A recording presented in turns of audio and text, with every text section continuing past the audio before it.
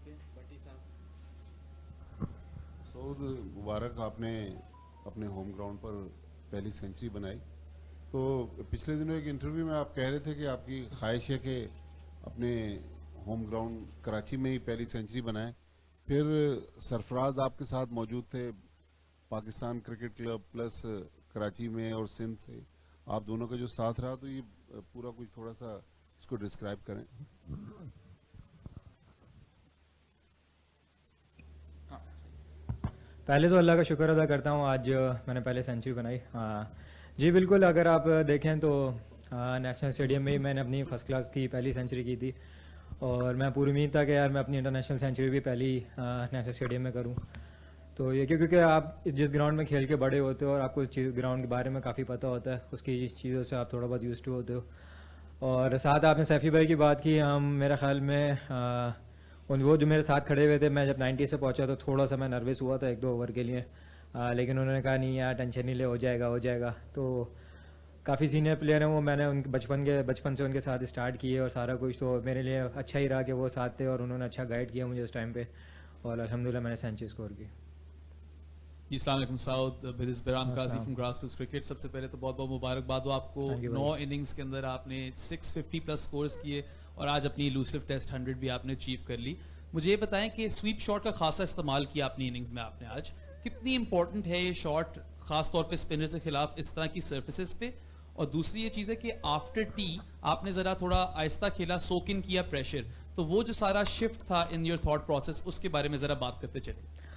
जहाँ तक आपने स्वीप शॉट की बात की, मेरी स्ट्रेंथ है स्वीप खेलना और मैं अपने आप को बैक करता हूँ, और काफ़ी इंपॉर्टेंट हो जाता है अगर आप इस तरह की जब स्लो पिचेस होती हैं, क्योंकि अगर आपके सामने रन्स नहीं बनते तो फिर आपको स्वीप शॉट मारनी पड़ती है। और ये कि उसमें कभी कभार आप आउट भी होता है, मैं एक बार स्वीप मारते हुए आउट भी हुआ इंग्लैंड के खिलाफ, लेकिन यह कि इंसान अपने आप को बैक करता है जिन शॉट पे वो रन्स बनाता है।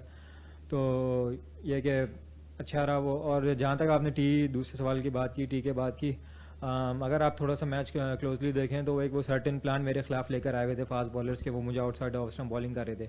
कल भी जिस तरह स्टार्ट हुआ तो उन्होंने मुझे उसी तरह स्टार्ट किया, फिर आज भी पूरा दिन फर्स्ट सेशन फिर आखिरी सेशन। तो मेरे ख्याल में जब वो एक अच्छा प्लान लेकर आए हुए थे तो मैंने कोशिश की कि यार उसको काउंटर ना करूं और उसको जाने दूं और मैं दूसरे एंड से रन स्कोर करूं।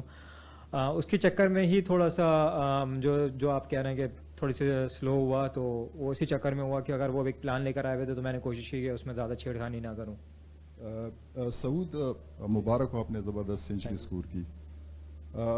मैं ऑब्जर्व कर रहा हूँ लास्ट मैच में भी टिम साउदी ने आपको थोड़ा परेशान किया और गली में आपने कैच दिया था, ऑफ स्टंप से बाहर गुड लेंथ से उन्होंने निकालने की कोशिश की। आज भी वही हुआ, उसने पॉइंट लिया और लॉतम से कैच मिस हुआ आपका। तो ये कोई इस एरिया को आप देख रहे हो कि इस पे कोई काम करने की जरूरत है इसको आप, क्योंकि फुटवर्क भी आपका नजर नहीं आ रहा होता उस वक्त। देखें, वो भी मतलब गुड लेंथ से तो नहीं निकाला, वो बाहर ही निकाला था बॉल को। उसमें ये होता है कि मैंने काफ़ी देर तो कोशिश की, सबर से छोड़ा छोड़ा छोड़ा, एक आध बॉल पे मैं वो चला गया जिसकी वजह से वो कैच निकला और आज मेरा दिन अच्छा था तो वो कैच भी छूट गया। लेकिन यह है कि अगर मैं देखूंगा, अगर मुझे चीज़ में कोई चीज़ लगेगी कि मुझे उसमें बेहतरी की ज़रूरत है तो ज़रूर आप हमेशा सीख रहे होते हो और आप हमेशा लर्निंग फेज़ में होते हो। तो यह है कि जिस तरह आप चीज़ें देखूंगा और उन चीज़ों को कोशिश करूंगा कि अब जो मैचेस आएंगे उनके मुताबिक अपनी प्रैक्टिस करूं और उसके मुताबिक अपना गेम प्लान बनाऊं। सऊद, जी। मैं जावेद इकबाल हूँ 24 न्यूज़ से। जी जी। एक तो मैं पहले दो चीज़ आपसे पूछना चाहता हूँ। एक तो अंडर 90 से यहाँ तक का आपका सफ़र कैसा रहा? क्या आपके जहन में आइडियल कोई खिलाड़ी आपका है? और सेंचुरी की, लेकिन जो पहला रन आपने लिया कल 42 बॉल के बाद, बहुत ज़्यादा स्लो नहीं हो जाता है? देखिए स्लो हो जाता है, मुझे भी अंदाज़ा था कि उस टाइम पे,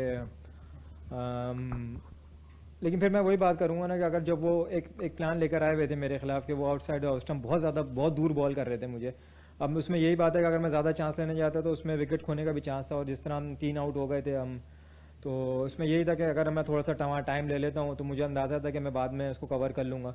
लेकिन थोड़ा सा क्रेडिट इसमें न्यूजीलैंड के बॉलर्स को भी देना पड़ेगा कि जब वो अगर अपने प्लान पे जाते हैं तो वो उस पर स्टिक रहते हैं, वो फिर ज़्यादा वहाँ पे ज़्यादा छेड़खानी नहीं करते। तो बस यही है कि कोशिश करूँगा अगर मुझे लगेगा उस एरिया में कुछ मुझे इंप्रूवमेंट की ज़रूरत है, ज़रूर कोशिश करूँगा कि इम्प्रूव करूँ वहाँ पे।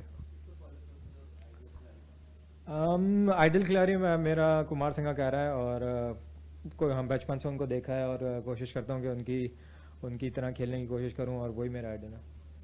अच्छा सऊद, सरफराज का एक कंट्रोवर्शियल डिसीजन डिसमिसल हुआ, उसके बाद आगा सलमान की विकेट को समझते हैं कि वो एक टर्निंग पॉइंट था, उससे थोड़ा सा क्या प्रेशर बिल्ड हुआ? और आपने जो अप्रोच की बात की, तो कल चूंकि लास्ट विकेट है तो सोचेंगे कि ये जो 42 रन का डेफिसिट है इसको कंप्लीट एटलीस्ट कर लिया जाए? जी बिल्कुल, अपना आगा सलमान वाली जो वो विकेट थी, वो काफ़ी इंपॉर्टेंट थी, हमारी अच्छी पार्टनरशिप लगी हुई थी, और देखा जाए तो उसमें आगा ही ज़्यादा स्कोर रन्स कर रहा था, मैं दूसरे एंड पे स्टक किया हुआ था। वो काफ़ी हम उस पार्टनरशिप के टूटने से हमें थोड़ा बैकफुट पे गए। और जहाँ तक आपने बात की कल को ज़रूर प्लान करेंगे, और कोशिश करेंगे कि यार ये जो 40 से 42 रन रहेंगे इसको ख़त्म करें और लीड लेने की कोशिश करें।